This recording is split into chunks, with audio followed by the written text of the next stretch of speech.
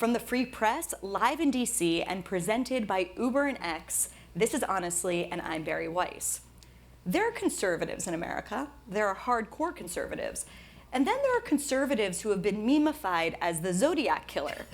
To put it differently, Senator Ted Cruz doesn't do kinder and gentler. He likes to squabble, he likes to fight, but once the fight is over, he might wind up just becoming your best friend. During the rough and tumble of the 2016 primary, President Trump said that Cruz's dad helped kill JFK. There were shots back and forth. Cruz called Trump a pathological liar and a sniveling coward and tweeted that he can't be trusted with common sense. Why would we trust him in the White House? And yet, once it was all over, Senator Cruz responded by shepherding hundreds of Trump judges through the Judiciary Committee, including 3 Supreme Court picks. By 2018, Senator Cruz was praising Trump as a flashbang grenade thrown into Washington by the forgotten men and women of America. And at the Republican convention this year, you bellowed, "God bless Donald J. Trump." No wonder the president has called your relationship a little bit of a romance. Ted Cruz is practically synonymous with the word conservative. Look it up in the dictionary and you will see a picture of Ted Cruz explaining why a hospital for kittens is a waste of taxpayer money. A product of Harvard Law and the Tea Party, he was MAGA before MAGA was a thing and the counter-elite before it was cool. Now Ted Cruz is understandably doing a victory lap because the vibe shift that happened this November was a shift in his direction and arguably one he helped facilitate. The new GOP is one he helped build and will no doubt guide into the future and perhaps even to other planets. Ted Cruz is the new chairman of the Commerce, Science, and Transportation Committee. That's the one that oversees space travel. And no doubt he's already coming up with plans to lower the taxes of those in galaxies far away. I could not be more excited to be here with you today, Senator Cruz. Thank you so much for joining me. Well, Barry, thank you. By the way, that was one hell of an introduction. You will forgive me if I copy it, and I may play it for my wife, Heidi. Take it, use it, play it for Heidi. That was awesome. Okay, so let's start with the news. Tomorrow morning, unless Hamas or some other terrorist actor derails the deal, the first 3 hostages, dead or alive, we don't know, are going to be returned into Israel from Gaza. 3 of the 33, again, dead or alive, we don't know. Right. Now, democracies always say they don't negotiate with terrorists, and yet that is what Israel, with the pressure or support, depending on how you see it, of the United States, that is what they've just done. Because in exchange for these 33, of course, there's going to be more than 1,000 Palestinian terrorists, murderers, people in Israeli prisons are going to be released. Is this a good strategy? So I have candidly mixed sentiments on the deal. Let's start with the top line. Hostages being released, that is unequivocally good. That is cause for celebration. Every hostage needs to be released, and we will celebrate every Israeli hostage who is released, every American hostage who is released, and that is a very good thing. The precise contours of the deal are still not entirely clear. I do worry about, number one, the terrorists that are going to be released from jail as part of this deal. And I worry about 6 months from now, those terrorists murdering additional people. I also worry about Hamas remaining in power in Gaza. I think that is an enormous problem. And so, where we are right now, I am cautiously watching what plays out. Now, we shouldn't be here. This occurred because of catastrophic failures from the Biden White House. I don't believe October 7th happens if Joe Biden and Kamala Harris are not in the White House. And so, moving forward... Say more about that, yeah. Because I mean, people know how I feel about Israel, regardless of how I feel about the government. But how can you not blame the Israeli government for hubris or, believing somehow that being the startup nation and the high-tech superpower would prevent the, crossing over the border by people, paragliders and trucks? How is that not a failure of the Israeli government? Why is it more Biden and Kamala's fault? Because the United States is the indispensable nation in the world. And when you have a strong president and a strong commander-in-chief, our enemies are afraid. And when you have a weak president and a weak commander-in-chief, our enemies are emboldened. And I think over 4 years, what we've seen, number one, Joe Biden For 4 years, our friends and allies don't trust us, and our enemies don't fear us. Rewind to the disastrous withdrawal in Afghanistan. That was catastrophic on multiple levels, but one of the consequences, and something I said publicly at the time, I said the chances of Russia invading Ukraine have just risen tenfold. Because every enemy of America is looking to the Oval Office, taking the measure of the man in the Oval Office, and they've determined that the American commander-in-chief is weak. Hamas was emboldened by that. Hezbollah was emboldened by that. Iran was emboldened by that. Number two, Joe Biden and this administration remains the most anti-Israel administration we have ever seen. They systematically came in from day one and began undermining the government of Israel. And not only doing that, but they began supporting the enemies of Israel. And if you look at Iran, Iran is the head of the snake. Joe Biden is responsible for flowing over $100 billion to Iran. You may have seen when I've cross-examined Tony Blinken as Secretary of State and tried to hold him to account. You know, Kamala Harris said on, I think it was 60 Minutes, that Iran is the greatest threat to America. And what's astonishing, because the corporate media no longer behaves like journalists, they didn't ask the follow-up question, well, if they're the most dangerous enemy to America, why the hell did you give them $100 billion? That's not a subtle question. It's not a complicated question. But you think Biden White House vis-a-vis Israel worse than the Obama White House? Much more so. Not even close. Look, some of it is the Democrat Party has moved. So many of the people are the same people. It's the same Obama folks that were undermining Israel, but they're operating in the context of a Democrat Party where anti-Semitism is normalized, where hatred of Israel is a significant part of the Democrat Party today.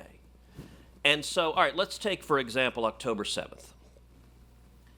On the night of October 7th, the State Department sent out a tweet from the Office of Palestinian Affairs that said, Israel must not respond. There must be no military reaction whatsoever. This is while the death squads are still murdering people. It was 3 a.m.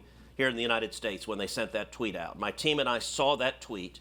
At 3 a.m, we responded immediately with, this is reprehensible. Whoever wrote this tweet should be fired. Within minutes, they deleted the tweet. Now, you might say, okay, that's a rogue staffer within the Office of Palestinian Affairs. The next day, October 8th, Tony Blinken, from his own Twitter account, sent out a tweet the next day. He said, I just got off the phone with the Turkish foreign minister. We agreed Israel must not respond, must not retaliate. There should be no military response whatsoever. This is less than 24 hours after Hamas has murdered 1,200 civilians. Again, I called that out. Again, they deleted that tweet. At every level since October 7th, the Biden White House position has been stop killing the terrorists. What I believe American foreign policy should be is we stand unequivocally with Israel.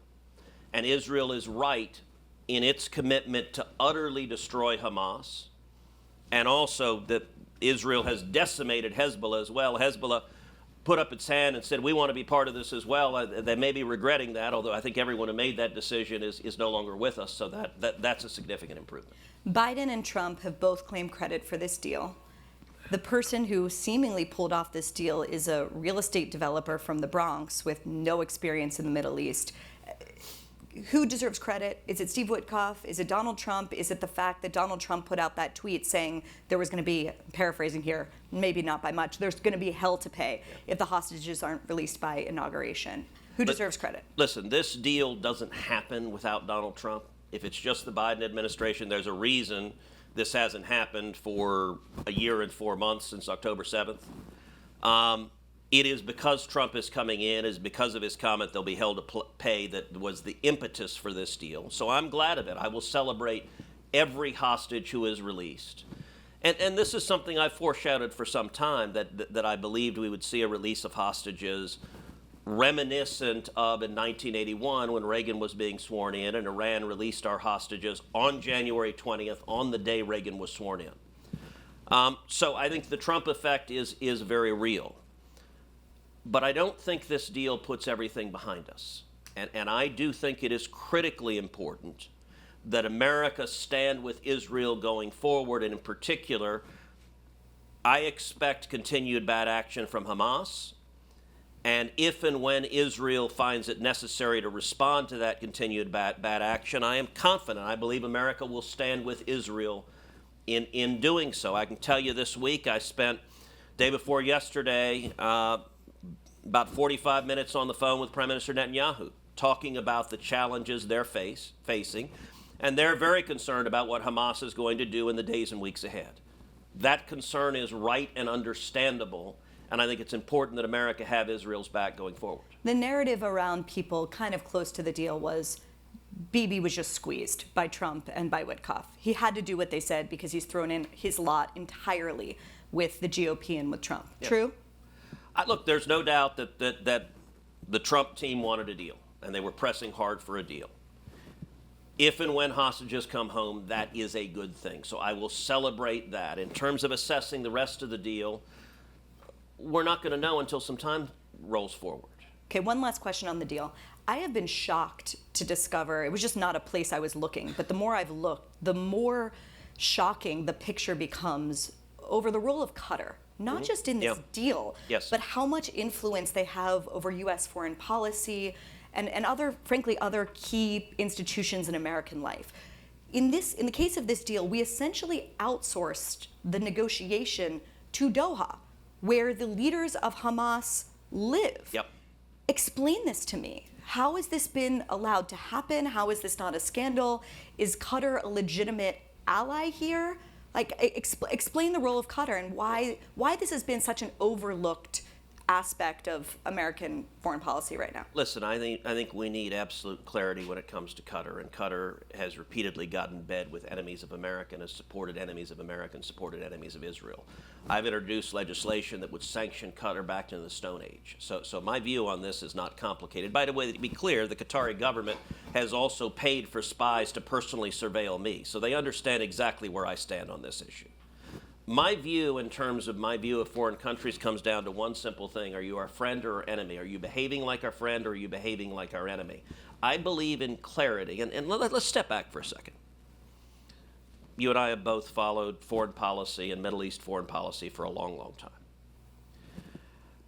If you look at the first Trump administration, particularly by the end of the first Trump term, we saw peace flowering in the Middle East in a way that had not happened in either of our lifetimes. Totally.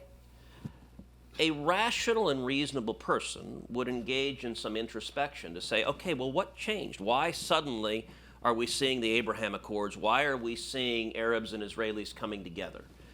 And I think there's a reason, which is historically the enlightened view in Washington about the Middle East in particular, is that you should have deliberate and studied ambiguity. That what America gives with one hand, it takes away with the other. And we saw this from Democrat administrations and sadly a lot of Republican administrations. They'd say, oh, a little bit of Israel, a little bit of the Palestinians, a little bit of this, a little bit of that. And that ambiguity, all of the graybeards in Washington said was the smart approach. I have to tell you, I've always thought that was an imbecilic approach. But don't you think we have exactly that ambiguity vis-a-vis Qatar right now?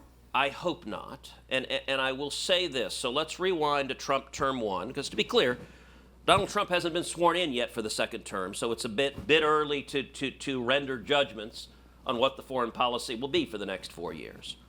But in Trump term one, I will tell you the two most important foreign policy decisions, I believe, were number one, the decision to move the American embassy in Israel to Jerusalem, and number two, the decision to pull out of the disastrous Obama-Iran nuclear deal. On both of those decisions, there were battles within the Trump administration, big, serious battles. On moving the embassy to Jerusalem, both state and defense opposed that. Rex Tillerson and Jim Mattis argued vociferously that doing so would inflame the enemies of Israel and the enemies of America. I tell you, I went to the Oval a dozen times or more arguing for moving the embassy and pointing out the enemies of Israel already hate us. And the right approach is not this studied ambiguity, but draw a line in the sand and say, we stand with Israel unequivocally. President Trump agreed with me, overruled his own Secretary of State, his own Secretary of Defense. Same thing on the Iran nuclear deal. Both State and Defense opposed pulling out of that deal. I probably went 24 times to the Oval to make the case that we needed to pull out of the deal. Again, Trump agreed with me, overruled State and Defense.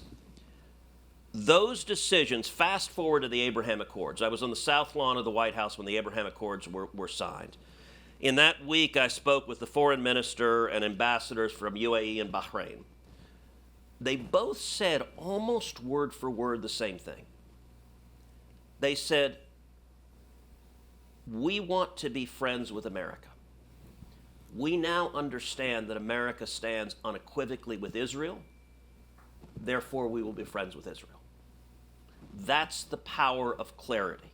That's what produced the peace. Joe Biden came in and immediately returned to the studied ambiguity, undermining Israel. And I think that is a major part of what produced October 7th. I want to ask you a question about the airlines flying to Israel, and then we'll move on to other topics. I want to talk about China and the TikTok Supreme Court decision, which seems really important right now. There are currently no American airlines, no U.S. airlines flying to Israel right now, and they haven't been for months. Yes. The airlines claim it's because of safety and ongoing conflict in the region. You say it's because of anti-Semitism. What's the real story? Look, I think they need to resume the flights. I think U.S. airlines need to resume flights to Israel. We have El Al that has flights. We have regional airlines in the Middle East, in Europe, that are having flights go in and out. And I think it is politics that is driving that decision rather than their stated concerns. I'll point out... Politics on the part of the unions? Yes. In particular, you look at the flight attendant union that has been very vocally anti-Israel and, in fact, has supported the anti-Semitic protests on college campuses. And... listen, I'm the incoming chairman of the Senate Commerce Committee that has jurisdiction over, among other things, it has jurisdiction over 40% of the U.S. economy, including aviation. So what can be done? A lot can be done. I think this will be fixed. Give us a little preview. What can be done? A lot can be done, but going back to drawing a line in the sand. Come on. I'm going to predict within 30 days they'll resume flights. Okay. I think clarity has enormous power. And there are too many people in politics that don't speak clearly. By the way, my hope is, let's take Iran. My hope is that on January 20th, this policy of appeasement towards Iran ends immediately and we see a return to maximum pressure. And again, let's rewind to Trump 1 because this is important. All right, so after we pull out of the Iran nuclear deal, there were a whole series of waivers that remained in place that left bad policies in place. The most important of which was an oil waiver that gave Iran a waiver from sanctions to allow it to sell oil. Now, oil is the principal source of revenue for the Iranian government. And so after Trump pulled out of the Iran nuclear deal, I began leading the fight to end the oil waivers. Now, in this instance, there was a different fight within the Trump administration. It was a fight between state and energy. So Mike Pompeo has started as the new Secretary of State.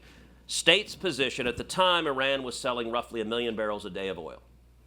State's position was if you end the oil waivers, the price of oil will skyrocket globally. That'll raise the price of gasoline at home, so do not end the oil waivers. The Department of Energy, which you might think would know something about energy, said that's ridiculous. There's plenty of global supply of oil. You can end the oil waivers and it's not going to impact the price. I engaged vigorously again and said end the oil waivers now. Again, Trump agreed with me, so we overruled state. And we now know the answer, which is state was wrong and energy was right. We ended the oil waivers. Iran's oil sales plummeted and the price of oil didn't move globally. It had no effect on gasoline here at home.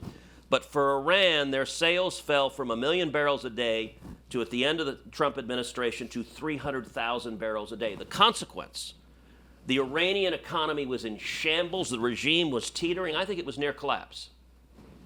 Joe Biden came in and, riding a white horse to the rescue of the Ayatollah, immediately began enforcing the oil sanctions. Today, Iran is selling 2 million barrels a day of oil. They went from 300,000 barrels a day of oil to 2 million barrels a day of oil. That is over $80 billion. And understand, Iran provides 90% of the funding to Hamas and 90% of the funding to Hezbollah. In a very real sense, Joe Biden and Kamala Harris were the funders behind the terrorists who carried out October 7th. My hope is on January 20th, in 2 days, the oil sanctions are enforced again, and I want to see Iranian oil exports plummet again to ideally below 300,000 so that we starve the snake and cut off the head of the snake. We both know that one of the core tensions in the new big MAGA tent, which has lots of competing interests, are the isolationists and the hawks. Yeah. You are definitely one of the hawks. But the isolationists seem to have increasing power in this new administration. I think Trump 2.0 on foreign policy could look very different than Trump 1.0. If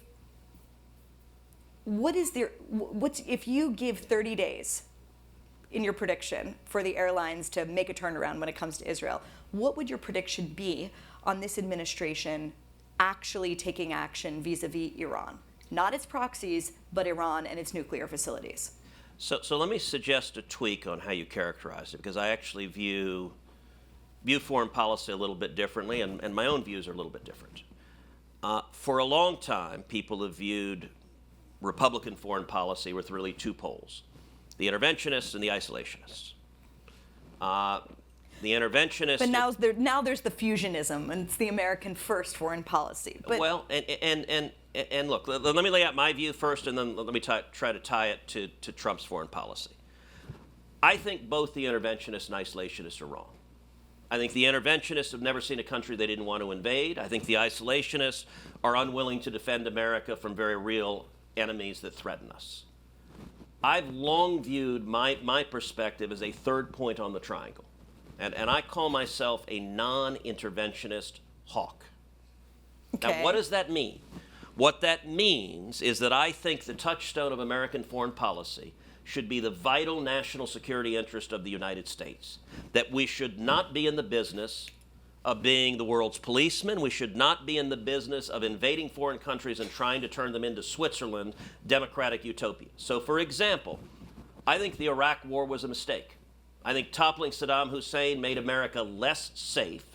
And we have a pattern of interventionists wanting to go in, toppling leaders who are fighting terrorists and ending up handing the country over to the terrorists who want to kill Americans. I'm not interested in empowering terrorists who want to kill Americans.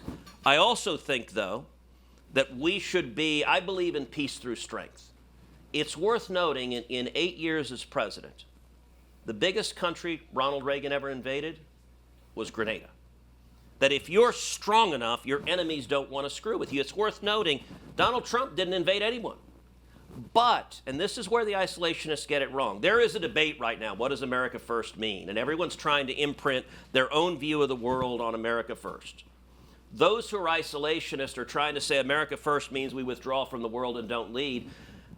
I don't think that's right, and I can tell you that was not Donald Trump's philosophy when he was president. ISIS, when Trump became president, we were at war with ISIS, and Trump utterly and completely defeated ISIS and took every square inch of their caliphate. He was not an isolationist on ISIS. He defeated our enemies because they wanted to kill us. And by the way, General Soleimani, Trump ordered the strike that took out General Soleimani. That was exactly right. And then I introduced a resolution in the Senate that passed overwhelmingly praising that decision as a national security decision. At the same time, he was not interested in meshing us in protracted foreign wars. I think that's where the American people are. And so I think it's a mistake to view it simply as a battle between isolationism and interventionism. I think most Americans, I think President Trump, his foreign policy in the first term was very consonant with how I view foreign policy as a non-interventionist hawk, and I think that was also Reagan's foreign policy. A second term, we shall see, and I agree those debates are going to be live. I cannot promise which sides will prevail in them. I can promise that I'm going to be actively engaged to say, number one, I don't want to send our sons and daughters in harm's way in pursuit of abstract norms and international norms. But number two, we should also not shy away from defending America, and that means, if necessary, killing the enemies of America before they kill us. One place where there's a lot of ambiguity and a lot of, it's not clear exactly where Trump will land or the White House will land is on the question of China. Yeah. Right? Big tech is hugely enmeshed in China. I'm thinking of companies that rely on what is effectively slave labor, chip manufacturers, Yep. EV batteries. And you've got a bunch of people, we know their names, swarming Mar-a-Lago, who saw which way the political and cultural winds were blowing, threw off their pink pussy hats, put on their MAGA hats, and threw in their lots with Trump, right? And they desperately need China in order to advance their business interests. Yep. How do you deal with that? Do you worry about the national security implications of having people deeply enmeshed in the new White House, or at least in Trump's orbit, that also have a different interest they're trying to serve, which is their business and their business in China? Look, I worry about every decision over the next 4 years, and we need to be engaged and involved. I spent the first term of Trump every day trying to urge the president to do good things, trying to discourage him from doing bad things. And that process, that's how the democratic process is supposed to work. That's one of the most important roles of a senator. Is when Trump was president the first time, I was by far his strongest ally in the Senate. And when I fight for someone, I don't have a medium speed. I fight ferociously. It's the only way I know how to do it. I will tell you, by the way, that there was a poll a few years back in Florida that showed 28% of Floridians believed I was the Zodiac Killer. Which, given that the murders happened before I was born, I'm actually pretty impressed. To have that reach in utero is pretty impressive. What a strange world we live in. Look, when it comes to China, I have long believed, and when I arrived in the Senate 13 years ago, what I articulated then is that communist China poses the single greatest geopolitical threat to the United States over the next 100 years. Now, I'll tell you, when I got there, that was a very lonely position. There was almost nobody in Washington saying that. Every Democrat disagreed with me, and most Republicans disagreed with me. They looked at China, and they saw nothing but dollar signs as far as the eye could see. So that's not a new sentiment for the business world to look at China and see a profit. Listen, as you know, my father was born and grew up in Cuba. He fought in the Cuban Revolution. He was imprisoned and tortured in Cuba. I know where you stand on this issue. I'm asking you to comment on the ways in which the new MAGA wing of the party, right? We all know who these people are. In which ways you think that they're going to curry favor with Trump, influence Trump? He seems to listen to them quite a lot. I think it is going to be a major and ongoing dialogue and battle, and I intend to be closely involved in that dialogue, making the case for standing up to our enemies. And I think dealing with China, so I've spent 13 years laying out, I think we need a comprehensive strategy to deal with China, reminiscent of the strategy Reagan laid out to defeat the Soviet Union, a comprehensive strategy. Now, to be clear, Reagan never went to war with the Soviet Union. No one in their right mind wants a shooting war between the United States and China. That would be spectacularly stupid. Both nations can obliterate every human being on planet Earth. So we don't want that outcome. But we have a host of tools to press back on China that include diplomatic tools, they include tariffs, they include economic pressure, they include sunlight. China engages systematically in espionage, they engage in propaganda. We have over 1 million Uyghurs living in concentration camps and slavery. They engage in murder and torture. They have enormous culpability for COVID. I think both the development of the COVID virus and suppressing knowledge about it as the pandemic began to spread. And so I can tell you for 13 years, I have systematically laid out legislative steps to press back. When it comes to TikTok, I strongly support the legislation Congress passed. Why? Not to ban TikTok. I don't want to ban TikTok. I want to force China to divest and to end any control or ownership of TikTok by the Chinese Communist government. Well, the Supreme Court agrees with you. Yes, and it's unanimously. And that is going into effect tomorrow. Well, maybe. Well, here's the thing. Donald Trump, the news just broke a few hours ago that he's talking about giving TikTok a 90-day reprieve from this ban. I'm confused. Yeah. This is the law. What am I missing? So, look, I will say the statute gives the president the authority to have a 90-day reprieve. That is written into the statute. The objective is to force a sale of TikTok. I will say TikTok arrogantly. They have had almost 300 days to do know. so, and they've spent their time on lawfare and lobbying. Yes, they have, and they have been lobbying like crazy. They have been fighting like crazy. They have not pursued a sale. Look. But if TikTok is a national security threat, how can that national security concern be waived for 90 days? Because the statute provides that it can be waived for 90 days, and the statute provides it can be waived for 90 days in order to facilitate a sale. If the outcome is that China divests and gives up its control, that's a good outcome. So I don't know what Trump is or isn't going to do on this. If we are sitting here 91 days from now and TikTok is still live and China is still owning and controlling it, that will be a very dangerous situation because the Chinese Communist government uses TikTok, number one, for espionage, and number two, to push propaganda and to push very harmful content to our children, harmful content that pushes self-harm, that pushes suicidal ideation, that pushes substance abuse, that pushes anti-Semitism and anti-Americanism and anti-capitalism. It is a potent propaganda tool, and listen, when it comes to holding big tech accountable, there has not been anyone in the United States Senate who has been more vigorous, and I can promise you, as chairman of the Senate Commerce Committee, we are going to be engaged in a very serious way on big tech censorship and the harmful content they have pushed. So, if we're 91 days from now and China no longer owns and controls TikTok, that's a victory. If we're 91 days from now and they continue to push the garbage, that will be a serious failure. Do you think there's actually a plausible buyer?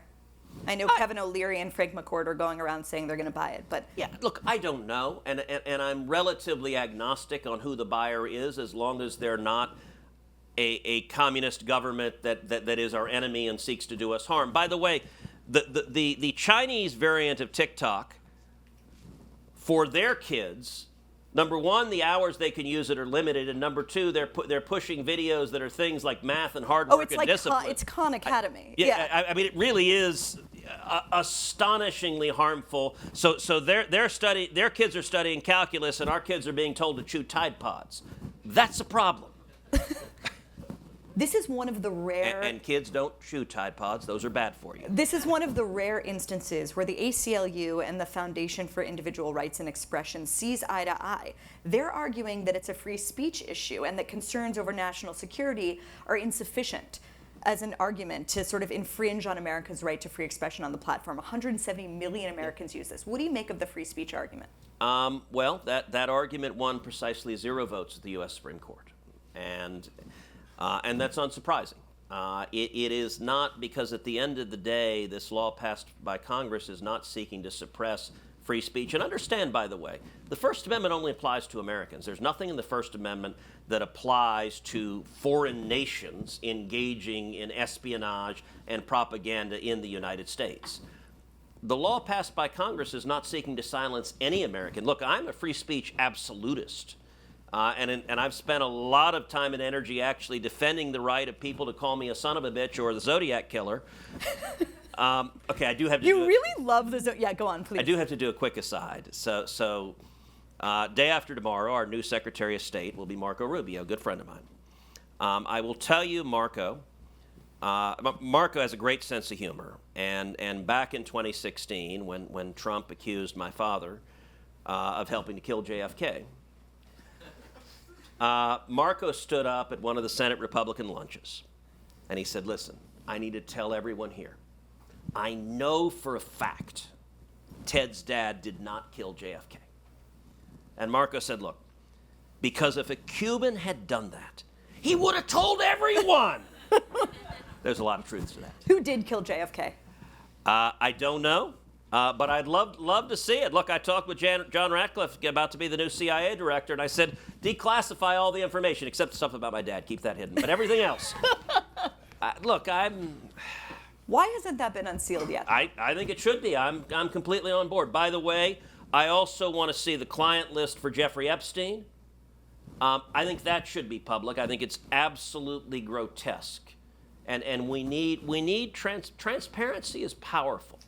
And I also want to see the same information for P. Diddy. Like if you have a bunch of celebrities who are engaged in sexual assault and child rape, by the way, Free Press, your coverage of what is happening in the United Kingdom and the decades of child rape there is incredibly important.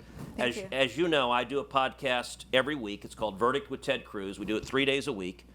I did an entire podcast devoted to your coverage of the child rape scandal and also tying it to, you look at thousands of children systematically raped in the United Kingdom, politicians, both conservative and labor, who turned a blind eye because of multiculturalism. They did not want to call out the predominantly Pakistani Muslim men who were engaged in horrific crimes. That there needs to be accountability there, but I also pointed out for the Americans who are saying, well, gosh, we'd never do such a thing here, it is worth focusing on the number 300,000, because 300,000 is the number of children that the Biden-Harris administration has lost in the last 4 years. They are unaccompanied minors who came to this country, were in federal government custody. They were handed over to adults, many of whom were not relatives, and now the Biden administration says we can't find them. And we know many of those kids are being abused sexually and otherwise. I can tell you I have sat down with Pam Bondi, the Attorney General, and RFK Jr., soon to be the HHS Secretary. Both of them, I've called upon them to create a task force and find every one of those children, and those who are in harm's way, get them out of harm's way. And so our hands are not exactly clean when it comes to looking the other way at children being mistreated. Since you brought up Jeffrey Epstein, P. Diddy, and the grooming gangs, I want to ask you sort of more generally about part of what I see as the vibe shift, right? And it goes like this. The origins of the COVID virus, the efficacy of vaccines, especially in kids, the lockdowns, the reality of what happened in the summer of 2020 with the BLM movement, where all that money went. People have a sense that the elites have been lying to them in this country, and that the institutions they once trusted can no longer be trusted. And it's sent us into this really strange liminal place where people are kind of doing their own research, and they're much more open to things that were regarded as conspiracies, maybe still are conspiracy theories, and I kind of wanted to run through a few of them quickly with you. The drones over New Jersey, what are those? Damned if I know. And I will say I'm frustrated because I haven't gotten a good answer on that. But you're right, because we've seen government institutions lie to us so much, people have a much greater skepticism, and they don't believe the answers they get from the executive branch when they lay it out. A good example of this, I think, is the COVID. I've tried to ask, and I can't get a good answer. The lack of efficacy for the COVID vaccines have led to a broader, how do I say this diplomatically, a reassessment of vaccines in general. Right? What do you think about the fact that something that's been pretty well discredited, the idea that vaccines cause autism, is now not just seeing a revival, but arguably one of the people that has been supportive broadly of that view might become the HHS secretary? What do you make of that? Well, look, I think on questions like this, the world need not be binary. It need not be an ideological decision that leaves you only one of two camps. Either all vaccines are hooey and I don't do any of them, or every vaccine is wonderful and a gift from God and you must vaccinate no matter what. Like, there is a place for reasonable people to say, well, let's engage in a cost-benefit analysis. Let's consider evidence. I can tell you, for example, the arguments we saw from the government, from the Biden administration, from the corporate media about the COVID vaccine, particularly the COVID vaccine with children, made no sense, because the cost-benefit analysis, if you're 85 years old in the middle of COVID, it was a perfectly reasonable decision to say, I'm going to take the COVID vaccine because the harms, particularly for older Americans, were significant enough that, yes, are there risks to a new and untested vaccine? Yes, but you could make a reasonable personal cost-benefit analysis and decide to take it. At the same time, if you have a 4-year-old child, the risks of COVID were nominal. And the risks of an untested vaccine for the child were very different. And people treated it as, this is a virtue signal. I worry about the tribalism of our country, that you're on one team or the other, your shirts or skins, and whatever my team says, all vaccines are great, all vaccines are horrible. How about in a reasonable sense, let's assess. Look, I mean, I'm very glad to have had the polio vaccine. I'm glad right. we don't have polio. That's a good thing. I don't think it's crazy. Look, I just spent an hour with Bobby Kennedy in my office.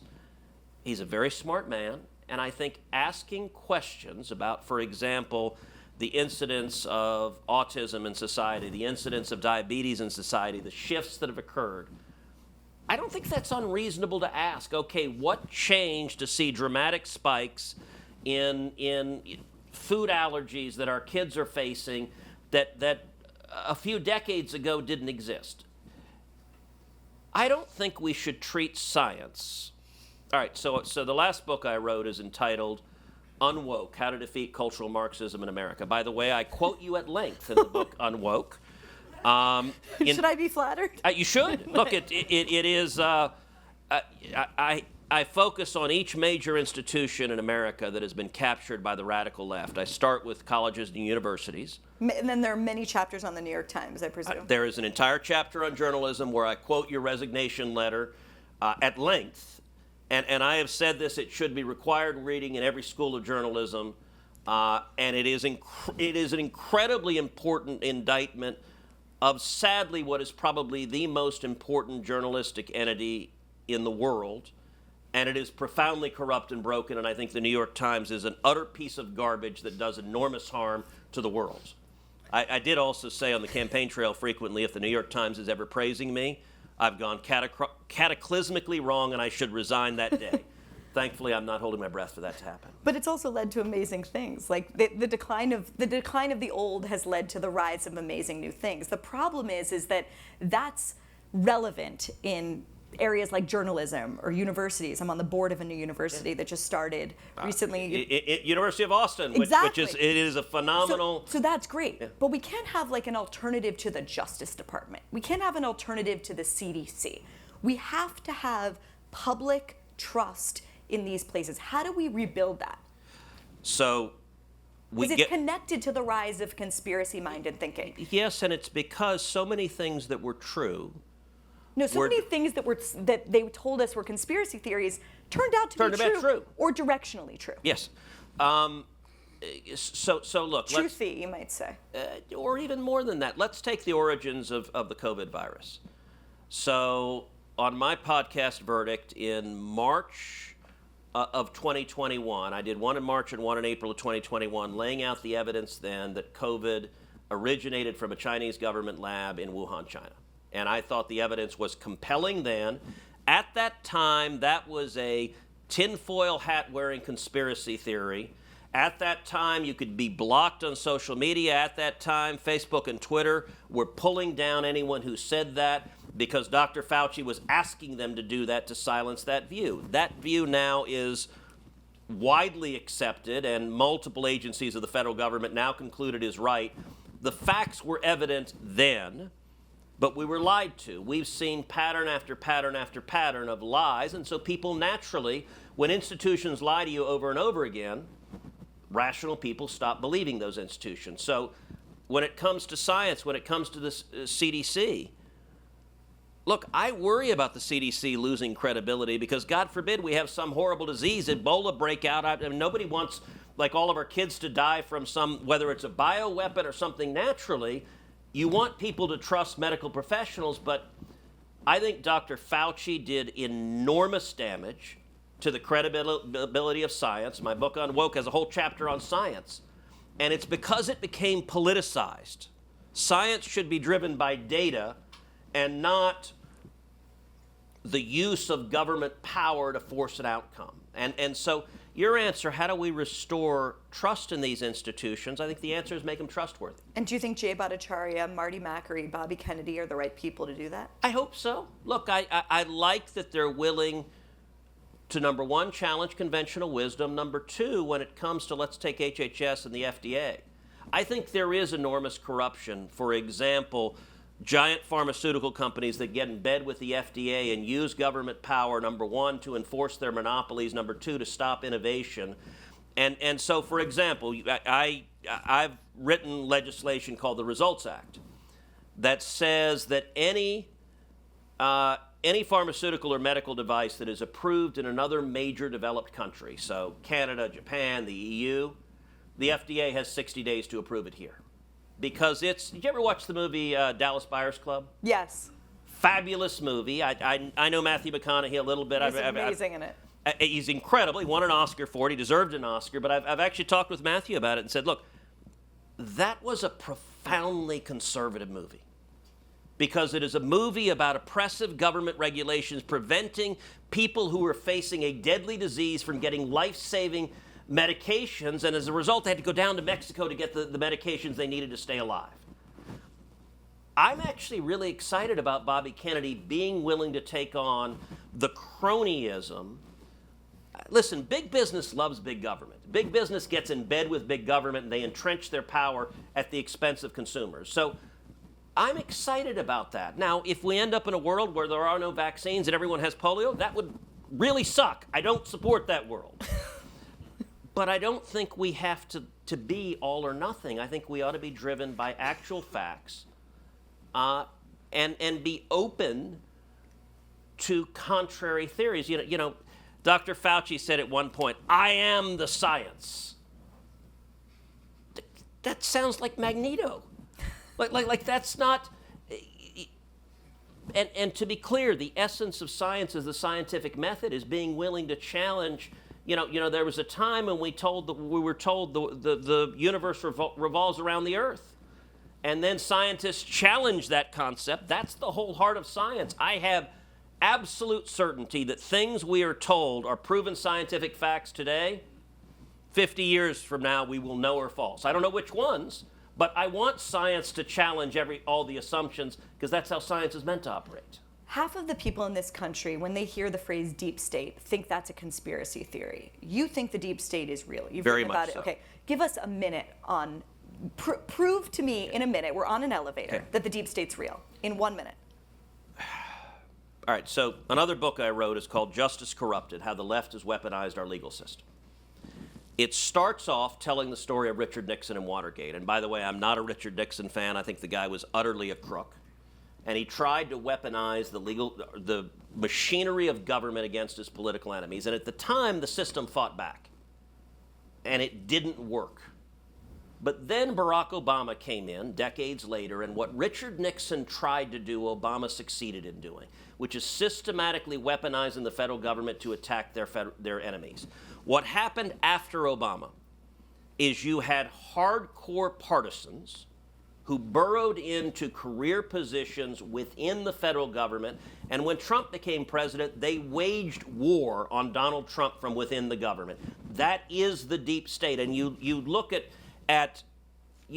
right from the beginning, for example, the entire Russia investigation, which was based on a fraudulent Oppo research dossier paid for by the Hillary Clinton campaign. It was an effort to wage a coup on the democratically elected president of the United States because they disagreed with his policies and they were arrogant enough to believe they had the power to decide. And then when Joe Biden became president, those partisans came out in the open. I believe Merrick Garland has been the most partisan attorney general this nation has ever seen. I think the most important role for Pam Bondi is to restore integrity to the Department of Justice and to turn around the weaponization that is open and brazen. Look, Merrick Garland wrote a memo to the FBI directing the FBI, go after parents who go to school boards and dare to speak up at school boards. Treat them essentially as domestic terrorists. I remember. Because they're political enemies of this country. You look at, for example, pro-life protesters. Now, you may be pro-life, you may be pro-choice. Well, you know what? Pro-life protesters, you look at Mark Houck, who was a pro-life protester at an abortion clinic. Someone began screaming at his 12-year-old son, getting in his face. Mark Houck pushed the guy back for screaming at his 12-year-old son. What happened? Merrick Garland and the FBI sent a dozen stormtroopers with machine guns to arrest Mark Houck at the crack of dawn in front of his 7 screaming children. They treated him like he was Osama bin Laden, arrested him, prosecuted him. By the way, the jury, when they presented the evidence, the jury threw the case out in minutes.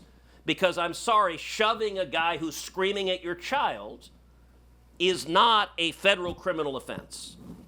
This pattern is systematic over and over again, and you look at the FBI. I don't know that there's an institution in America that has lost more respect than the FBI has because it has been used and willingly used in a blatantly partisan and political way. So I think it is a huge obligation of this new administration. Are you suggesting that we have a kind of two-tiered justice system, Absolutely. one for conservatives, one for liberals? Unquestionably so. This administration, and weaponization has all sorts of components to it. One component of weaponization is using government to target your political enemy. So in more than 2 centuries of our nation's history, we have never previously indicted a president or former president. We've never prosecuted a president or former president. In the last 2 years, Democrat prosecutors have indicted and prosecuted Donald Trump not once, not twice, not 3 times, but 4 separate times. All of those cases were about, fundamentally, they weren't even about Trump. They were about stopping the voters from doing what they did in November anyway, which is reelecting him. That is an incredible abuse of power. It also is about protecting your political friends and allies. And I think we've seen the Department of Justice behave as Joe Biden's protectors in a way that is profoundly dangerous.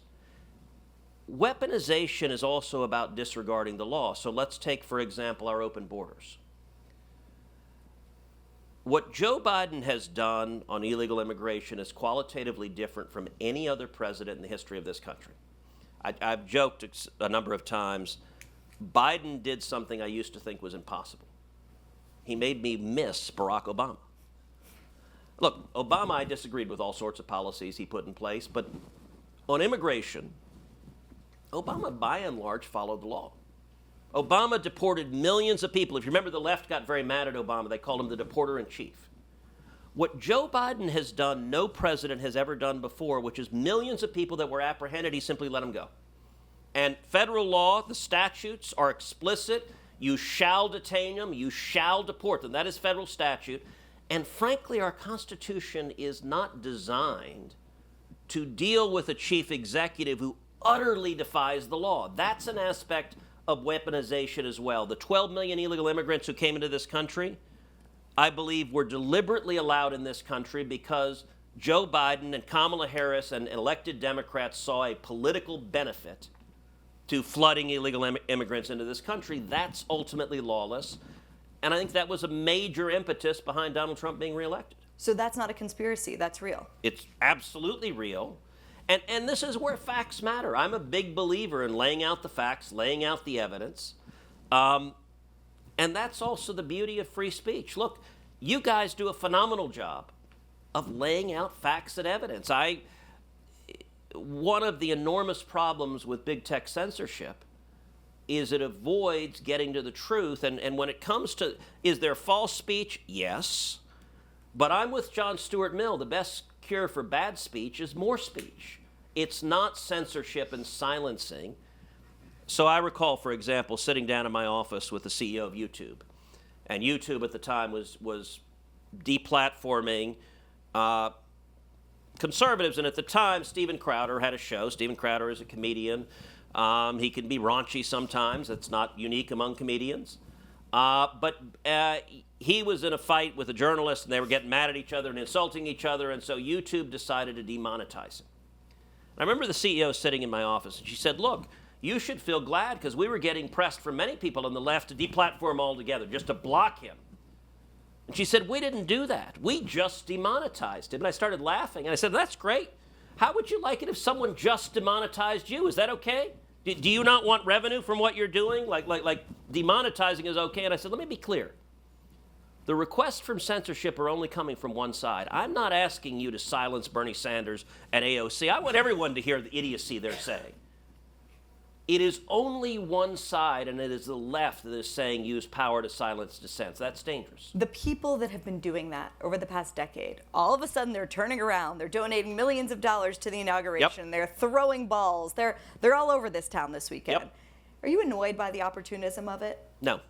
No, I will. There are 2 ways to defeat your enemies. You can kill them. Kill them. I was trying to find a diplomatic way to say that. Eliminate. Or you can turn them into friends. You have a lot of new friends right now. I will accept a change in conduct. So, for example, Meta. Meta has announced a whole They got rid of the hassle. the tampons in the men's restrooms. And I'm sure half their employees are in trouble now. It's truly astonishing. I've had multiple discussions, and people have said, well, do you think Zuckerberg has really changed his worldview? And to be honest, I said, I don't care. I'm not in the business of salvation. I'm not in the business of judging his heart. I do care about actions. And I'm going to judge what Meta does by their actions. If they stop censoring speech, if they are a platform that allows free speech, I'm happy for it, regardless of what desires are buried deep in their hearts. And so my view, I'm willing to celebrate what Meta has announced, because what they've announced is very good. But my view is also derived from Reagan, trust but verify. And I can promise you, as chairman of the Commerce Committee, you're going to see hearings and examinations. And if they allow free speech, that's great. And I think Meta's change of heart is derived from two people, Elon Musk and Donald Trump. Elon Musk buying Twitter was the single most important action for free speech in our lifetimes.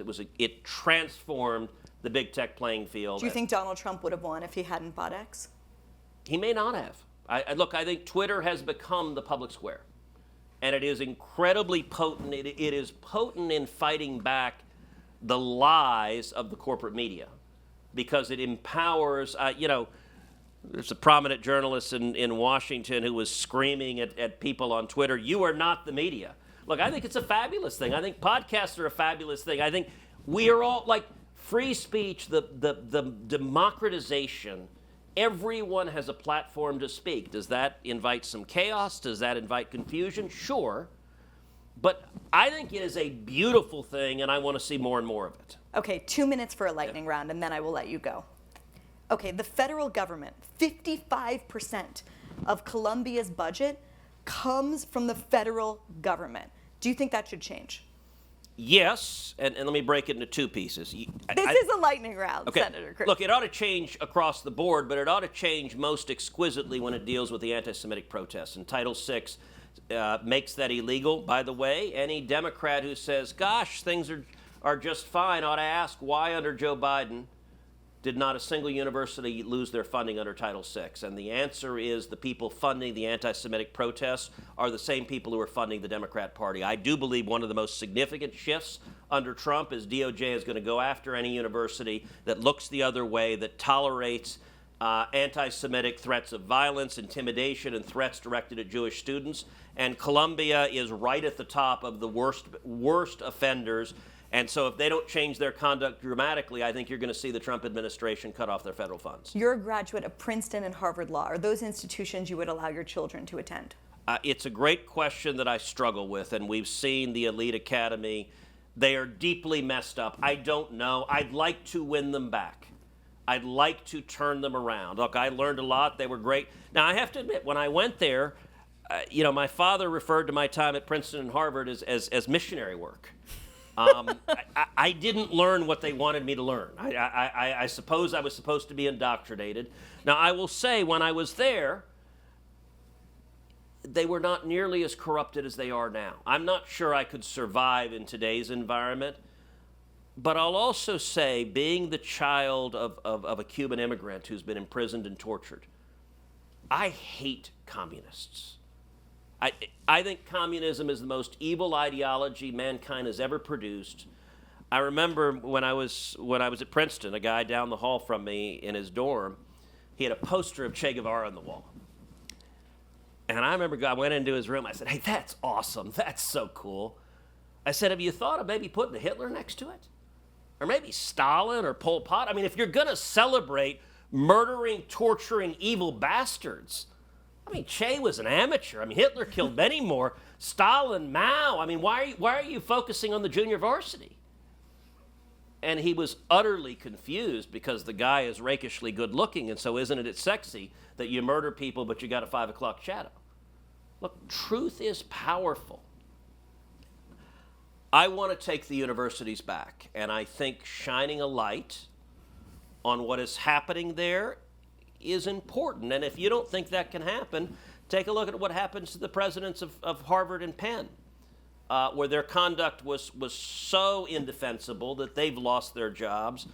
I think we ought to keep fighting to turn them around. I also think what you're doing, starting alternatives, hugely important, and that's part of how we take them back. Crypto is huge right now. Amen. Real or a scam?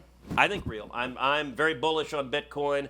I own Bitcoin. To the best of my knowledge, How much do you own? About two and a half Bitcoin. To the best of my knowledge, I am the only senator who is a Bitcoin miner. I have 3 miners in West Texas that are hashing right now.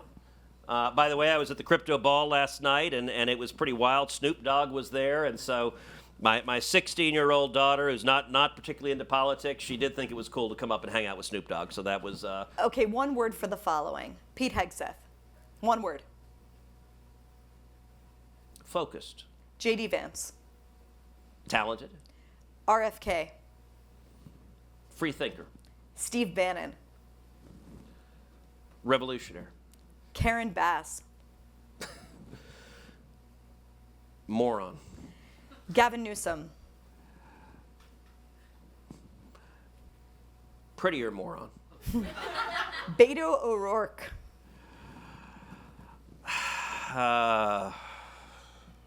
Unemployed. Who would you rather be stuck on an elevator alone with for 5 hours? RFK, Tulsi Gabbard, or Matt Gaetz? RFK, clearly. Will the Dallas Cowboys win another Super Bowl in our lifetimes? Absolutely. Who was the better president, Joe Biden or James Buchanan? I know next to nothing about James Buchanan, but I'm going to say him. Would you ever run for president again? Of course. Would you ever visit Cancun again? Of course. If you started your rap career, what would your name be? And don't say Snoop Dogg. You don't have a rap name? I don't have a rap name. Damned if I know. Do you have a stripper name? Not that I know of. Who won the 2020 presidential election? Joe Biden. Is this a post-Christian country? Where we are, I mean, that doesn't It's not a allow right a yes or no. Okay. Look. Is the U.S. ripe for a religious revival? I'll ask it that way. I hope so. I'm a Christian. I believe in the redemptive power of faith and God's love. And I think much of where we are is because so many people have rejected faith. You are a huge Simpsons fan. Who I is am. the best character other than Homer? Bart. Why? By the way, it's very interesting. The left feels that they own pop culture. There are few things you can do that drive them crazier than when you characterize pop culture in a way that is freedom enhancing. So at CPAC several years ago, I explained that the Simpsons I thought was a profoundly conservative show. And I said, look, if you look at it, Homer Simpson is every man. Homer Simpson is the prototypical Trump voter. Marge Simpson is a caring homemaker who loves her kids. She's a Republican voter. She's a Maha mom before that was a thing? Yes. Bart is a young libertarian troublemaker. He's voting right. Maggie, look, okay, number one. If you try and convince me Lisa is a conservative, I'm not going to. Okay. I'm not going to. But Maggie, there's an episode with Maggie where she goes to the Ayn Rand School for Tots. She's in her play school throwing a baseball like Steve McQueen. And by the way, I'm going to spoiler alert to anyone who hasn't seen it, but who shot Mr. Burns? The answer is Maggie Simpson, the baby, who shot Mr. Burns, which means she's a gun owner. So I claim 4 of the 5 as Republicans, and Lisa Simpson is the embodiment of the left-wing Democrat Party. She is a smarty-pants know-it-all who wants to lecture you, control you. She is a nanny state nimwit. And I'll take the rest of the family against Lisa. And I got to tell you, the left lost their minds that I said that. They got so angry that I said that because they feel they own art. They don't get to own art. Art is in the eye and the heart of the consumer. Most important living conservative intellectual. Ooh. Okay, I'll expand. Living or dead? Elon Musk. Conservative intellectual. Really? Look, Elon is, and I've spent a lot of time with Elon. I consider Elon a friend. Number one, he is smart as hell. And that, look, you and I are both blessed to have known a lot of smart people. We have roughly 8 billion people on planet Earth. There is somebody at the bleeding edge of intelligence, and I think Elon is that person. Like, I love sitting down with Elon and talking because look, you see him process. He doesn't just think outside the box. He doesn't know there is a box. It's an amazing thing. Now, all right, we've been launching rockets into space for 100 years. Everyone thought they knew how to do it. You launch a rocket into space. When you're done with it, you drop the booster in the ocean, it's gone. And Elon says, well, no, let's just reach up and grab them and use them again. Everyone said, well, that's an idiotic idea. You can't do that. He said, well, why can't we have giant chopsticks, pull a rocket out of the air, and land it? Like, that's a crazy-ass idea that he's doing. I was a couple of months ago down at Boca Chica with Elon and President Trump. We're walking through. So 5 years ago, Boca Chica was an empty beach at the southern tip of Texas. Nothing was there. He's built an entire city with such precision. They're making a rocket ship a month that is precise down to a tenth of a millimeter. He's built an entire city out of it, including, by the way, a tiki bar so their employees are happy and can go get fruity drinks. And it's interesting, we're walking through, I'm going to give this as another example of thinking outside the box. Elon articulated a view on intellectual property I've never heard anyone else say. He walked through and he said, look, this is all basically alien technology. He said, we don't bother to patent most of it. He said, I assume people will steal everything we do. But by the time they steal it, we'll be 4 or 5 generations advanced, so I don't care if they steal our old stuff. Now, I've talked with lots of entrepreneurs. I've never heard anyone else articulate that view of IP. So I will say, and by the way, Elon tweeted out a GIF several years ago that I think sums up actually you as well. And it was a GIF to the political spectrum from right to left. And it showed Elon somewhat center-left. And then the second graph, yeah, I know the guy who drew this. was the spectrum moved dramatically, and suddenly he's right of center going, wait, I didn't move at all, but you people are insane. And there was a time not that long ago where I think you considered yourself a liberal.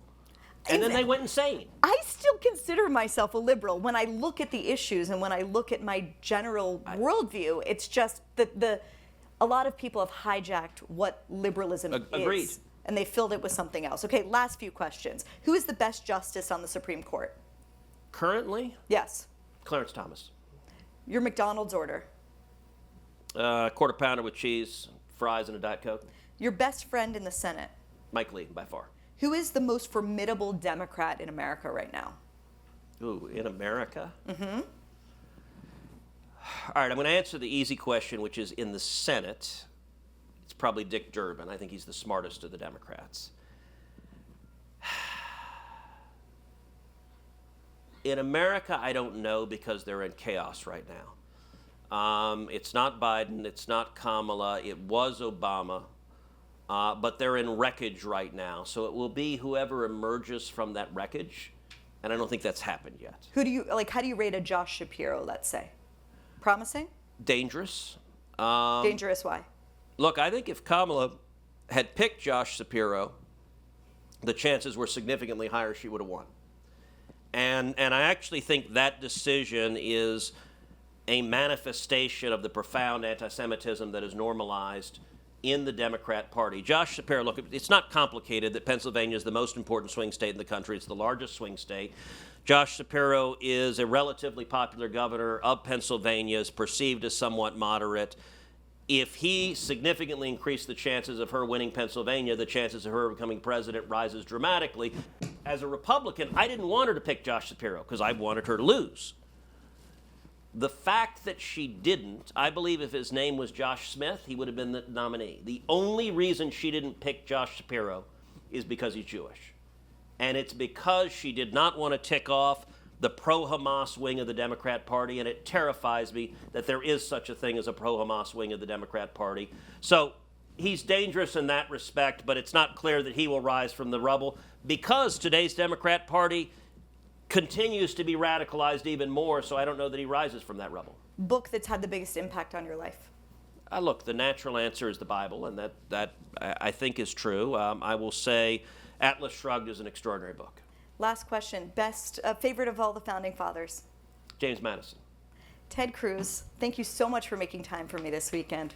Really appreciate it. Thank you. Thank you. It was great.